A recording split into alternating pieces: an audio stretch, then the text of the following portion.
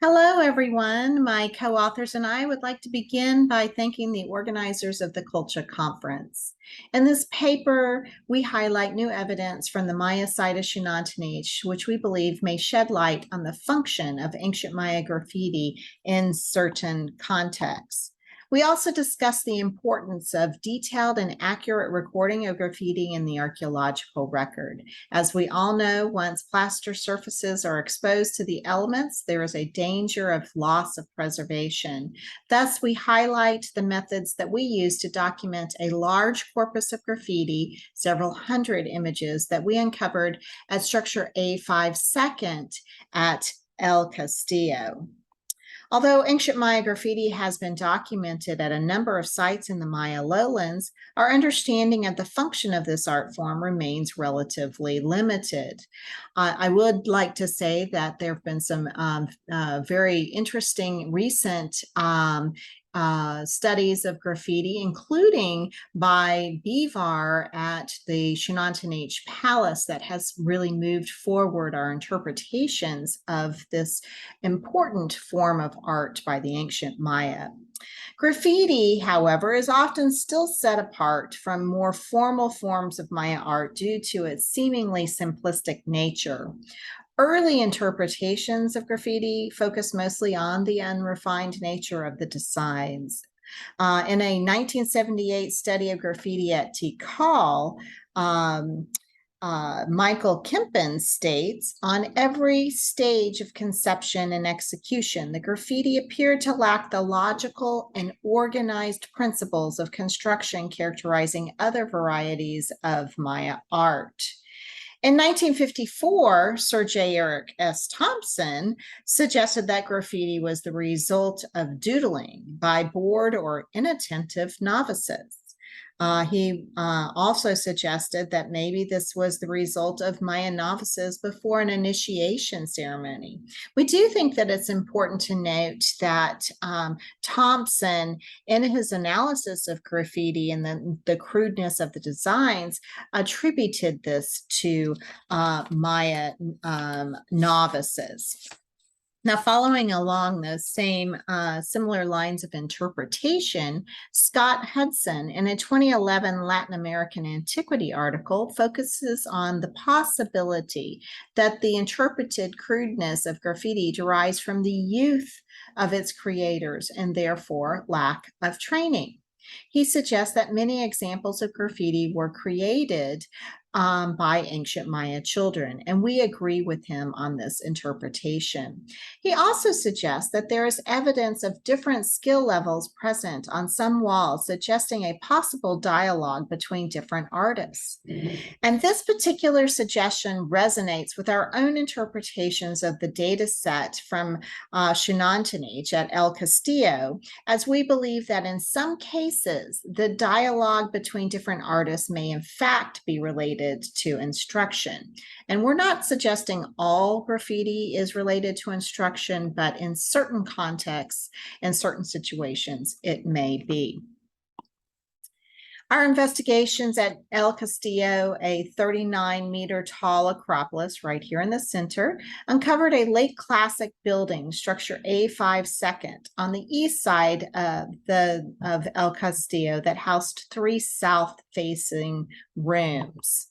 There's an overview showing where those rooms were located. A small private stairway provided access to these rooms, suggesting a special function. Here you can see a reconstruction drawing by Leah McCurdy that illustrates the architecture of El Castillo during this particular time period. Our excavation team, directed by Leah McCurdy and led by Ronaldo Tut, excavated the eastern and central rooms of this building. The interior and exterior walls of the 2 rooms were covered with incised images and designs, ranging from simple sketches, which are referred to as graffiti, to actually more formal renderings. A good example of one of these formal renderings is a chalk sheep chalk that was found in the eastern room. This was first identified and drawn by Christoph Hilmke. And here you can see that this was incised on its side, but when it's flipped 90 degrees, it is a great example of a beautifully rendered chalk sheep chalk. Other images included sacred symbols, glyphs, animals, sages, warriors, ball players, architectures, as well as sacrificial scenes and bloodletting. And in fact, all sorts of images were incised on the rooms and the walls and the benches of the rooms. In several previous papers, we've suggested that this building was a special place where ancient Maya noble children were instructed in the arts and sacred knowledge.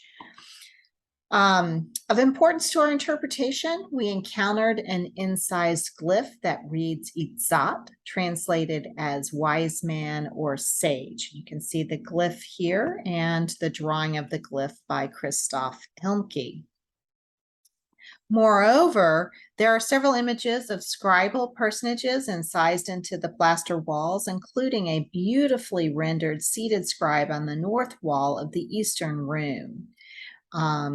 If you pair this with the etched glyph, the title might be referring to an individual such as this seated scribe. Further supporting our idea of instruction, several of the walls were partitioned into sections and numerous images were repeated as if the designs were practiced. An excellent example of this practice is a series of monkeys that were incised on the west door jamb of the central room.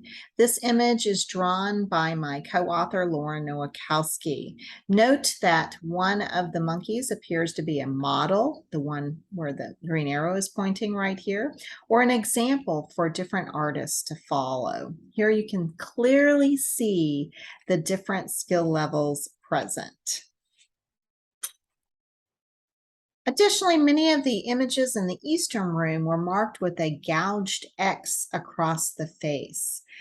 We've interpreted this as possible assessment, although there are many other interpretations, maybe as desecration here, but it does seem to be that these X's are doing something with the images that have been practiced. So we're suggesting possible assessment. Using the analogy of the Aztec Calmecac, or the school for young Aztec nobles, it seems likely that the ancient Maya also had schools where noble adolescents were trained in religion, sacred knowledge, arts, and military strategies.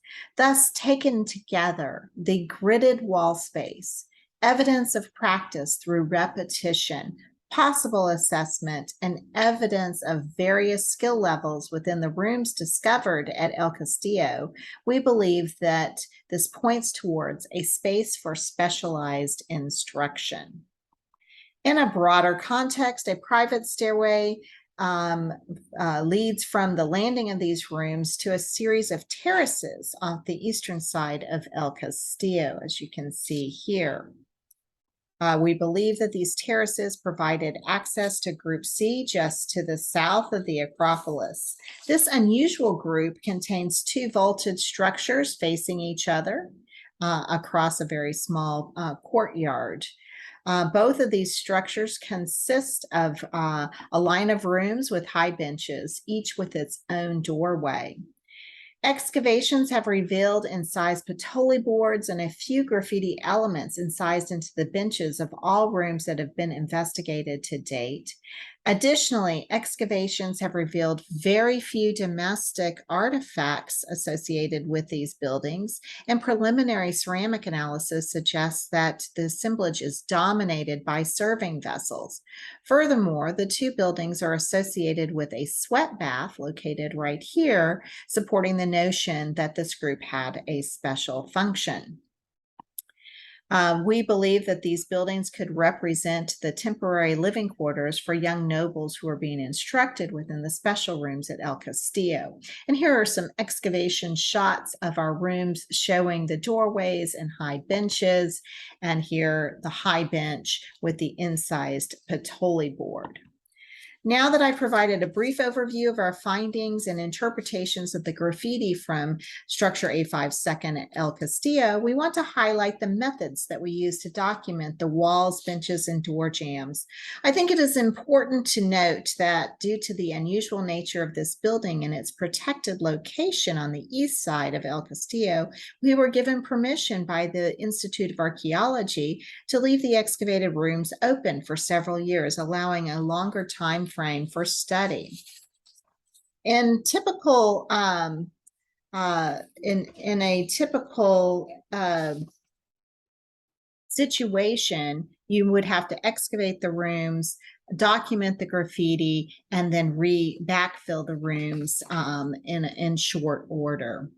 So in consultation with Mr. Jorge Kahn of the IA, Ronaldo Tut and our excavation team built a protective roof over the rooms, as well as a fence and a doorway to secure the location from any potential vandalism. The eastern room was first excavated in 2016, and the central room was fully exposed in 2018. The roof and fence at the location are maintained to make sure the plaster walls in the rooms are protected. Additionally, the plaster surfaces are cleaned each year using alcohol and soft cotton pads to remove any mold growth. The surfaces remain in excellent condition with only minor changes since the original exposure. For recording purposes, we applied a multi-method approach to documentation for several reasons. First and foremost, we wanted to record the graffiti as accurately as possible, including thinly incised elements that might not be visible with the naked eye. Second, due to our unusual circumstances allowing for an extended study, we realized that structure A5 second presented a unique opportunity to examine best practices for graffiti documentation in variable situations. Third, we wanted to record any preservation loss that may occur from exposure over a period of years. As you can imagine, the hundreds of graffiti elements incised into the dark interior spaces of the rooms presented a challenge for hand recording in a timely fashion. Headlamps and flashlights were, of course, useful, but we needed more light to fully map the large corpus of graffiti. Bringing a small generator up the steps of El Castillo was a possibility, but the noise and gas fumes would have likely impacted visitors' experience at the site. So we opted for a simpler solution using a more portable car battery with a converter to plug in desk lamps. This worked well. However, the battery would often run out of charge by the end of the day. Thus, intensive mapping occurred during the first half of the day in the field. The car battery was then charged overnight and then returned to the site each morning. Hand mapping of the graffiti elements is a very time-consuming endeavor. For example, in 2016, Lima Curdy and her team were able to hand map approximately 75 graffiti elements in about a 2-week period. This would be very difficult if you were excavating the rooms in the same season and trying to document everything. In 2017 and in 2018, Liam continued both hand mapping, and then she experimented with tracing images onto mylar. For photo documentation, my co-author Neil Dixon used the technique of reflective transformation imaging, or RTI. RTI photography is a computational photographic technique building upon polynomial texture mapping. Essentially, RTI captures images while the light position is changed each time in an equidistant hemisphere over a surface. Due to the dynamic nature of RTI photos and the capture of light from multiple angles and positions, the RTI surfaces have better lighting and texture than is visible on site. Often poor illumination on site hides details which become clear when viewing an RTI processed image. Thus, thinly incised lines that are not always visible to the naked eye can be observed through this technique. Neil conducted RTI on the plaster surfaces in 2016 and 2017, as well as 2018, to ensure complete coverage as well as track changes in preservation. This past summer, my co-author Lauren Nowakowski returned to Structure A57 to conduct a detailed study on best practices of recording graffiti under variable circumstances. This research is the basis for her master's thesis. She performed timed hand mapping and mylar tracing exercises within both the eastern and western rooms. On the exterior wall between the two rooms, a string grid was set up to allow Lauren to fully hand map all graffiti elements in context. Note that the string grid was only attached in the walls in areas where plaster was not preserved in order to not damage any intact plaster. Once the grid was set up, a map of the entire wall was produced fairly quickly in about 3 hours. This larger map depicted where individual elements were located in relation to each other. And once this was completed, Lauren was able to then carefully hand map individual images on a 1-to-1 scale and then place them within the broader context of the same wall. Lauren also plans to perform a timed study, drawing study from the RTI data set as a comparison to hand mapping and tracing on mylar. Her master's thesis will provide a roadmap for best methods to use in differential circumstances, although we strongly advocate for multiple methods if time and resources permit. Our future plans at Structure A52 include the possibility of excavating the Western Room. However, logistics and funding for this endeavor may prove challenging. The room is extremely deeply buried, and it will be really hard to get to. We also plan to conduct another full RTI of both rooms in 2023 to record any further loss of preservation due to exposure. In the coming years, it will be necessary to backfill the rooms for stability purposes, so we hope to finalize any additional analysis within the rooms, including plaster studies by 2025. Finally, our project hopes to create opportunities for visitors and school children of Belize to engage with the amazing graffiti images discovered within the Structure A52 rooms. And we would like to provide some type of a reconstruction or a model of this through a display at the site. In closing, I'd like to thank the Institute of Archaeology for allowing us to conduct this important research. And I'd like to also acknowledge our funding agencies with a special shout out to Alphawood Foundation, who has supported multiple years of this research. Thank you.